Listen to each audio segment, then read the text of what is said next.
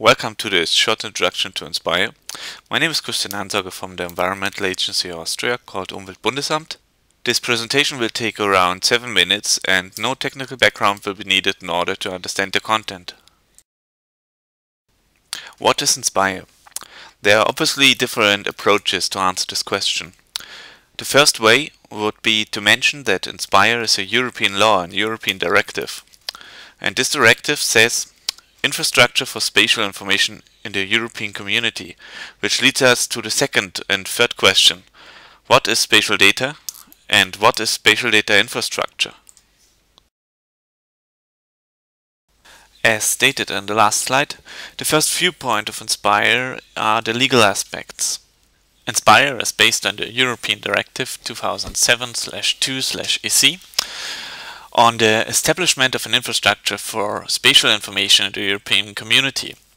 Without going into specific details, it has to be stated that the Inspire Directive legally binds public institutions which are holding and providing data relevant for Inspire, gathered and collected by tax money, to publish and to make the data accessible in accordance to the technical specifications laid down by the implementing provisions and technical guidelines of Inspire. The Inspire Directive is also the highest level of a legal hierarchy, which means that this European Directive has to be transposed into national law by the member states of the European Union. And while speaking about legal hierarchy, the Inspire Directive and its transposed national counterparts are still high-level legal documents. In order to provide all specification and rules necessary for the establishment of such an infrastructure, the European Directive is supported by so-called implementing rules, which are EU regulation and directly binding to the member states, as well as by technical guidelines. As I already mentioned, Inspire legally binds public institutions to make their data accessible within the European spatial data infrastructure, as long as they are related to the following data themes. These 34 different data topics are organized within 3 annexes, which again represents different use cases. While the first annex, containing data topics like hydrography, protected sites or transportation network, is oriented to more basic mapping issues, the second and especially the third annex are showing us environmental topics like land use, land cover, soil, or even environmental monitoring facilities. As part of the last slide, we already discussed the Inspire spatial data topics, but right now I would like to go a step back and have a look at the spatial data in general. Especially, why is it so important to talk about spatial data and why spatial data needs an own infrastructure, as it's obviously covering different topics. On this nice picture we see different symbols. First is a tree, second is a house, a road and a lake.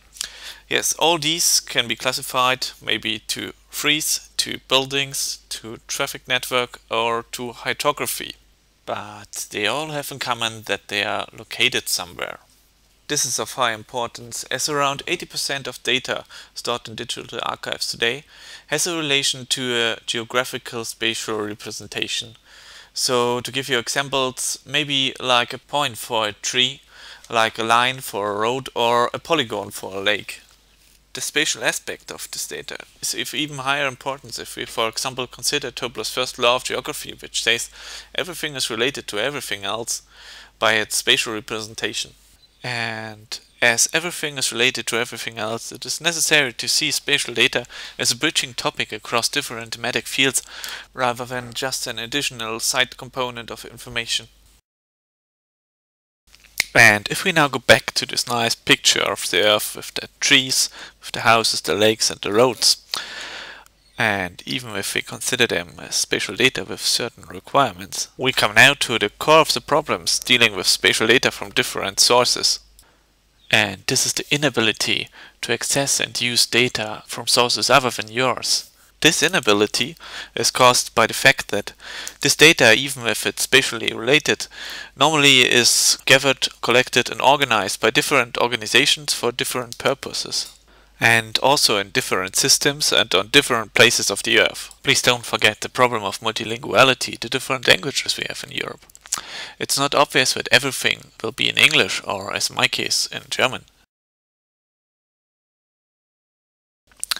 This lack of interoperability, the ability of different systems to work with each other, is long known. During the last 10 years we could observe several successful approaches on national and subnational level where these different spatial data systems were harmonized, connected and brought together. This bridging and connection of different GIS systems will most probably be done by agreements on technological standards, on institutional arrangement and on policy used. And therefore, such an SDI is more a framework of agreement rather than a technological system, even if additional technology like data standards or services are involved in order to enable communication between the different systems. In contrary to the beginning of the presentation and the legal aspects, I would like to conclude this with a more technical SDI and information system view of Inspire. Now you know why we are talking about spatial data and why we need a kind of spatial data infrastructure. Right now we can observe several national, subnational or even international SDIs in Europe, but the problem is that these SDIs are still not connected. The bigger framework is missing. And at this point we are right back with the question, what is Inspire? Inspire is a top-down approach for infrastructure for spatial information in the European community. To conclude this presentation and link back at the beginning, Inspire as a system of different SDIs is enabled by a European directive which legally binds the member states of the European Union to develop, design and to contribute to such a European-wide spatial data infrastructure in order to trigger added value from the data already available and to trigger innovation. We really hope you find this short introduction useful, and in case of further question, please don't hesitate to contact us. Thank you very much and have a nice day.